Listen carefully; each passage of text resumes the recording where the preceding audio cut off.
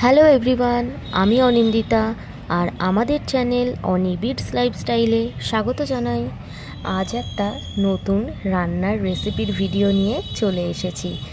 আর আজকের এই রান্নাটা তোমরা অনেকেই হয়তো জানো, তাও আজকে ভাবলাম যে সব সময় তো বাড়িতে চিকেন রান্না করলে ওই একইভাবে করা হয়, তাই আজকে একটু অন্যরকম কিছু করা যাক। তাই ভাবলাম আজ একটা কাজ করি, আজকে ধনিয়া চিকেন রান্না করি। তাই বাজার থেকেও বেশ অনেকটা পরিমাণে ধনেপাতা কিনে নিয়ে চলে এসেছি। আর ধনেপাতাগুলো প্রথমেই ভালোভাবে ধুয়ে পরিষ্কার করে বেছে ঝুড়িতে শুকোতে দিয়েছি। আর এদিকে তো মাংসটা প্রথমেই নুন, হলুদ আর লেবু দিয়ে ম্যারিনেট করতে রেখেছিলাম। আর অন্য দিন যেভাবে মাংস রান্না করি, মানে রেগুলার যা মশলা দিয়ে, এটাও ঠিক ওইভাবেই করব।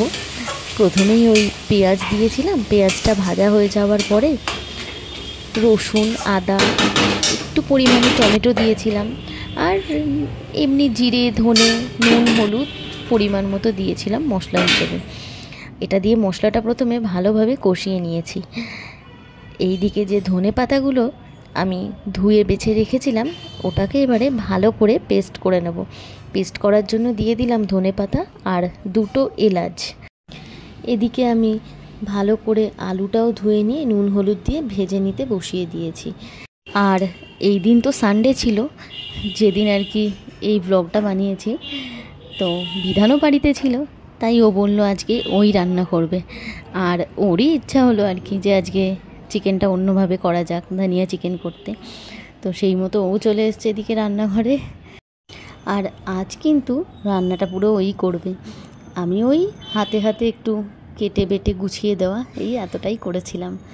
তো যাই হোক, দেখতে থাকো ব্লগটা, আর কেমন লাগছে সেটা কিন্তু জানাতে ভুলো না। আর এই দিকে তো মাংসের মশলাটা কষানো হয়ে গেছে। তারপরে আগে থেকে যে আমি চিকেনটা ম্যারিনেট করে রেখেছিলাম, চিকেনগুলো এবার মশলার মধ্যে দিয়ে দেব। আর আমি একটু গোটা রসুনও দিয়েছি, 2 পিস মতো, যেহেতু আমরা গোটা রসুন খাই। তো তোমরাও চাইলে কিন্তু দিতে পারো, খেতে কিন্তু খুব ভালো লাগে। আর এদিকে ধনেপাতার যে পেস্টটা, ওটা তো আমি আগে করেই রেখেছিলাম। ওই ধনেপাতা দিয়েছিলাম আর 2টো গোটা এলাচ দিয়ে পেস্টটা আমি করেছি।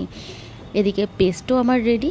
আর ওদিকে মাংসটা ভালো করে একটু আগে কষিয়ে নেব মশলার সাথে। এই দেখো, তোমাদের বললাম না আমি গোটা রসুন দিই, এই যে রসুনটা ভালো করে ধুয়ে নিয়েছি, মাংসর মাঝখানে এটাকে বসিয়ে দেব। এবারে ভালো করে মাংসটাকে কষাতে হবে।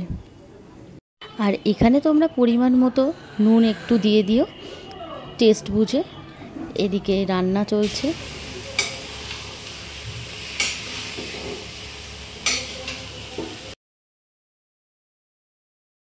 এই দেখো, মাংসটা ভালো করে বেশ অনেকক্ষণ সময় নিয়ে ভাজতে ভাজতে কালারটা কিন্তু অনেকটা চেঞ্জ হয়ে গেছে।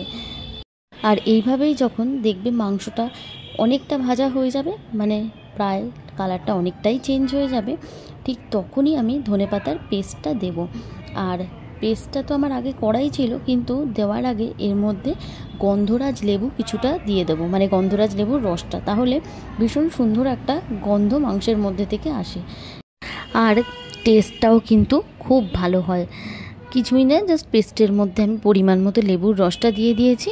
আর এরপর এটাকে জাস্ট দেওয়ার আগে ভালো করে একটু চামচ দিয়ে নাড়িয়ে নেব, মানে মিশিয়ে নিচ্ছি আর কি। এরপরে এই পেস্টটা, মাংস তো প্রায় অনেকটাই ভাজা হয়ে গেছে, ওর মধ্যে মিশিয়ে দিচ্ছি।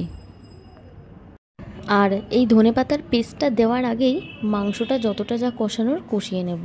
পুরো যখন দেখব কষানো হয়ে গেছে, কালারটাও চেঞ্জ হয়ে গেছে, লাস্টে ধনেপাতার পেস্টটা ওপর দিয়ে দেবো। মানে ধনেপাতা দিয়ে আর বেশি মাংসটাকে ভাজাভাজি করব না। আর এদিকে মাংসটা রান্না করার জন্য আমি কিন্তু খুব বেশি জল দেব না, খুব সামান্য পরিমাণে জল দেব। মানে এই ধনেপাতাটা যার মধ্যে ছিল ওটা জাস্ট একটু ধুয়ে নিয়ে অল্প জল যতটা দেওয়ার ওইটুকু। আর গ্যাসটা কমিয়েই চাপা দিয়ে ভালোভাবে রান্নাটা হবে। জল খুব একটা হবে না, ওর মধ্যে থেকেই যা জল বেরোবে সেটাতেই রান্না হবে, তাহলেই কিন্তু টেস্টটা খুব ভালো আসে। এদিকে ধনেপাতা তো দেওয়া হয়ে গেছে। এরপরে খুব সামান্য পরিমাণে, মানে অল্প আর কি, নাড়িয়ে ওই 1 মিনিট মতো নাড়াচাড়া করে এটাকে ভালো করে চাপা দিয়ে দেব। গ্যাসটা কিন্তু একদম কমিয়ে দিচ্ছি।